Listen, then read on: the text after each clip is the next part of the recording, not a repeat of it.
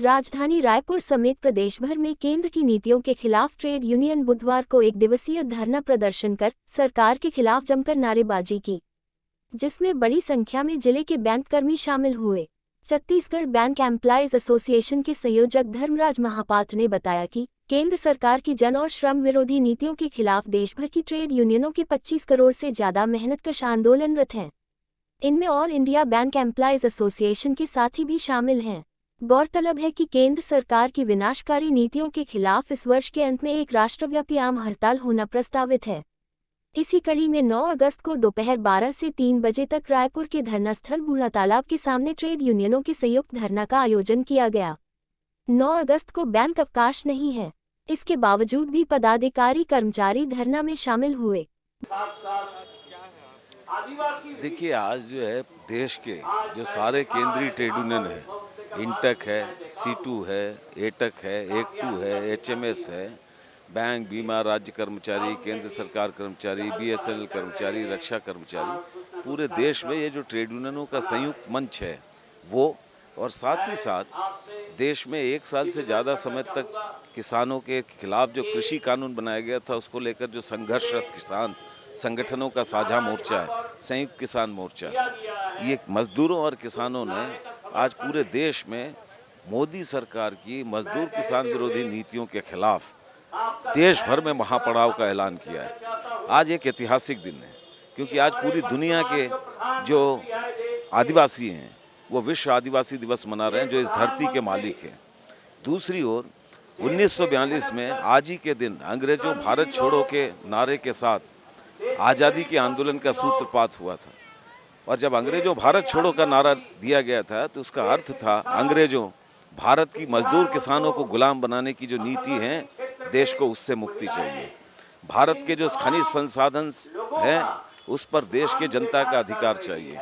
भारत की जनता को स्वतंत्रता, समानता, सामाजिक न्याय और देश में सामाजिक समरसता की जो संरचना के आधार पर एक नए भारत के निर्माण को लेकर ये नारा उठाया गया था। लेकिन दुर्भाग्य की बात है कि पिछले 9 साल से भारत की सत्ता पर एक ऐसी फांसीवादी ताकत सत्ता में काबिज है, RSS और भाजपा, जो पूरी तौर पर इस देश में जनता के सारे साधन को छीन कर उसे चंद कॉरपोरेट्स के हवाले करने की कोशिश कर रही है।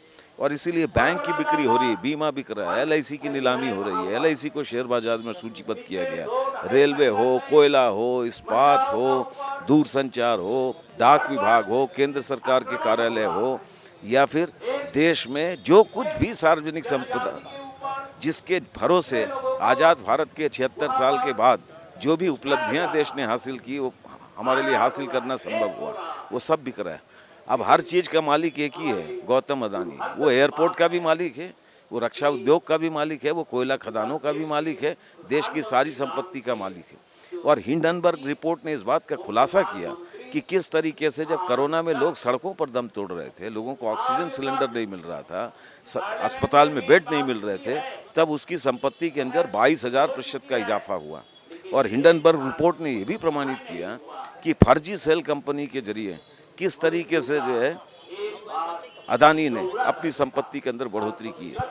तो आज जो मजदूर और किसान ऐलान कर रहे हैं, मोदी सरकार जो कॉरपोरेट परस्त नीति है उससे पीछे हटे, वरना मोदी सरकार गद्दी छोड़ो और जनता बचाओ देश बचाओ के नारे के साथ मजदूर सड़कों पर हैं। हम मांग कर रहे हैं ये श्रम कानून में जो बदलाव किया गया, श्रम संहिता बनाई गई, वापस लो। देश के सारे सार्वजनिक क्षेत्रों के जो निजीकरण की मुहिम है वापस लो। देश के हर मजदूर को 26,000 न्यूनतम वेतन का अधिकार बहाल करो। जो ठेका मजदूरों की संख्या बढ़ रही है, स्थायी मजदूर खत्म हो रहे हैं, ठेका मजदूरों को भी समान काम समान वेतन का अधिकार बहाल करो। हिंदुस्तान के जो किसान हैं, जो अन्नदाता हैं, उन्होंने जो मांग उठाई है कि जिस जमीन पर वो जो उपज पैदा कर रहे हैं उस उपज की खरीद का, सरकारी खरीद का जो अधिकार उन्हें मिलना चाहिए वो उपलब्ध हो। और इन्हीं मांगों को लेकर जो है, और साथ ही हम ये कह रहे हैं कि देश में ये हिंदू मुस्लिम सिख ईसाई के नाम पर जो विभाजनकारी राजनीति बन रही है, देश की संविधान, स्वतंत्रता, सामाजिक एकता, धर्मनिरपेक्षता, उस पर जो चोट कर पहुंचाने की कोशिश हो रही है, उसके खिलाफ ये एकता के संघर्ष का ऐलान है। और ये इस बात का ऐलान है कि अगर मोदी अपनी नीतियों के अंदर बदलाव नहीं करेंगे तो देश की जनता 2024 के चुनाव में उन्हें बदलने की तैयारी कर रही है। For more news updates, do subscribe, like, share and comment. Clipper 28.